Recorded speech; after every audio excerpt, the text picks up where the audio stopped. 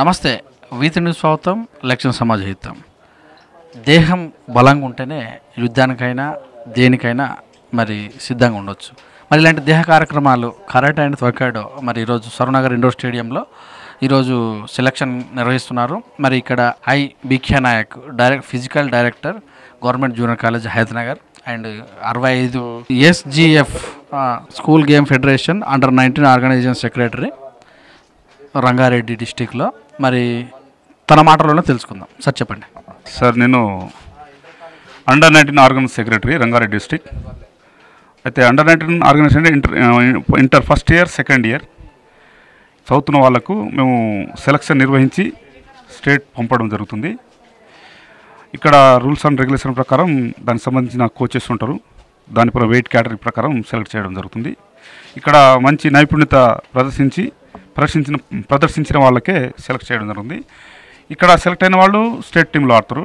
స్టేట్లో ఆడి అక్కడ మంచిగా ఆడితే నేషనల్ దాకా పంపించడం జరుగుతుంది. సార్, ఈ ప్రోగ్రాము మీరు ఎన్ని సంవత్సరాల నుంచి నిర్వహిస్తున్నారు? ఇందులో ఉన్నటువంటి రూల్స్ ఏంటి?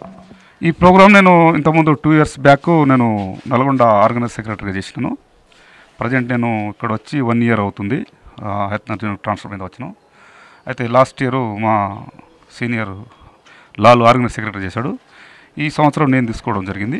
ఈ సంవత్సరం తీసుకున్నప్పటి నుంచి నేను దాదాపు ఒక 10-15 గేమ్స్ నిర్వహించినాను. ఒక టీము టేబుల్ టెన్నిస్ మన ఆదిలాబాద్ ఆడిని పంపినాం. అలా కూడా ఒక సిల్వర్ మెడల్ కూడా వచ్చింది.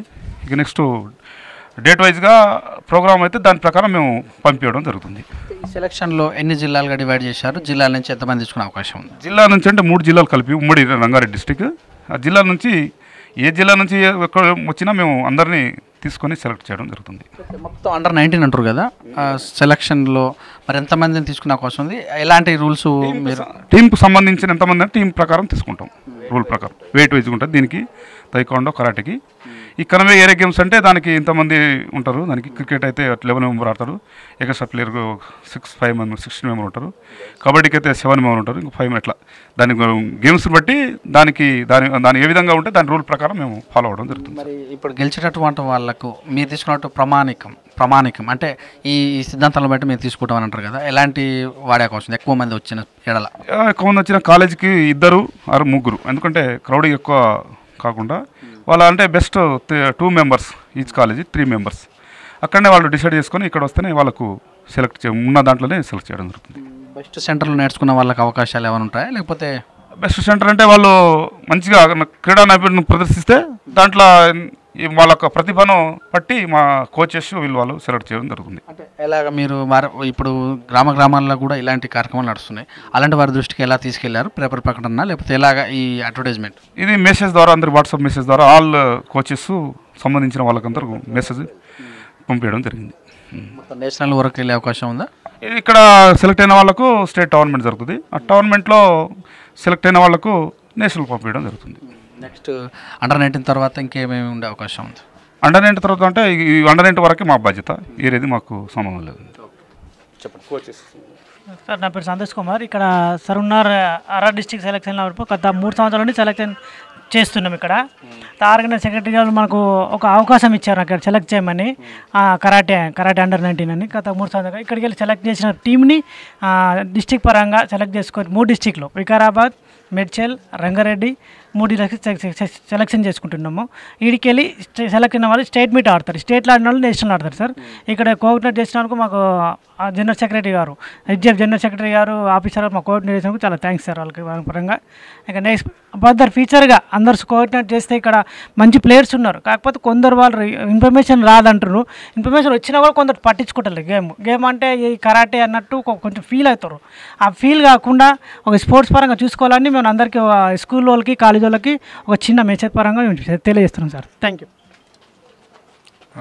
సార్. వాస్తవంగా ఎస్జిఎఫ్ మా కరాటే పరంగా మా సంతోష్ దాదాపు 3 సంవత్సరాల నుంచి లీడ్ చేసుకొని ఈ యొక్క ఎస్జిఎఫ్లో కూడా మన కరాటే ఆడాలి ఖచ్చితంగా పిల్లలకు, ఎందుకంటే నేర్చుకుంటారు, వాళ్ళకు కూడా భవిష్యత్తు ఉండాలనే ఉద్దేశంతో మాస్టర్ సెన్సే సంతోష్ కూడా దాంతోపాటు లాస్ట్ టైం కూడా నేషనల్ కూడా కండక్ట్ చేయడం జరిగింది సంగారెడ్డిలో.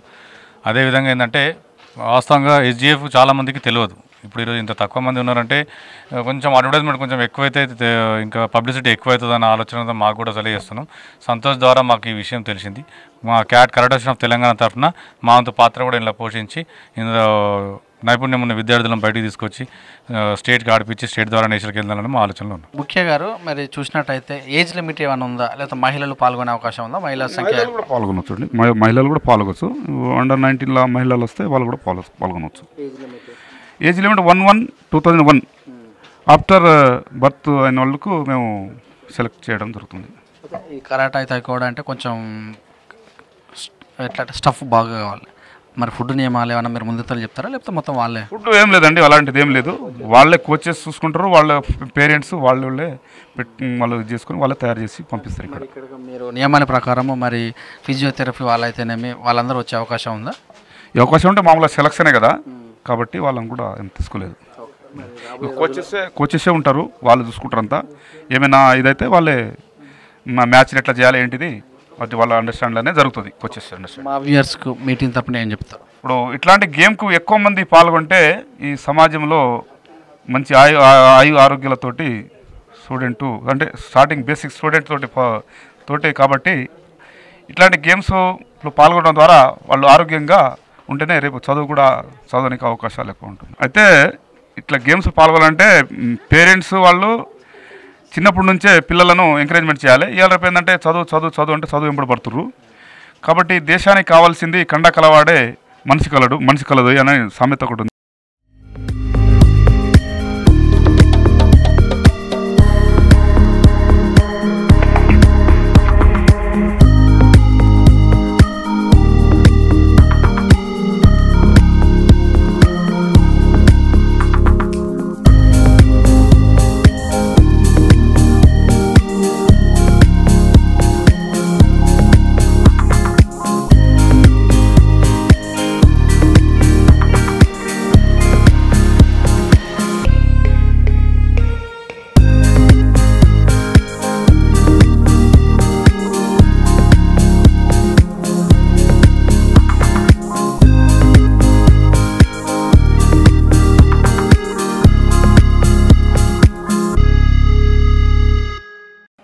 ఇదండి మరి వికే గారు చెప్పినటువంటి విషయాలు.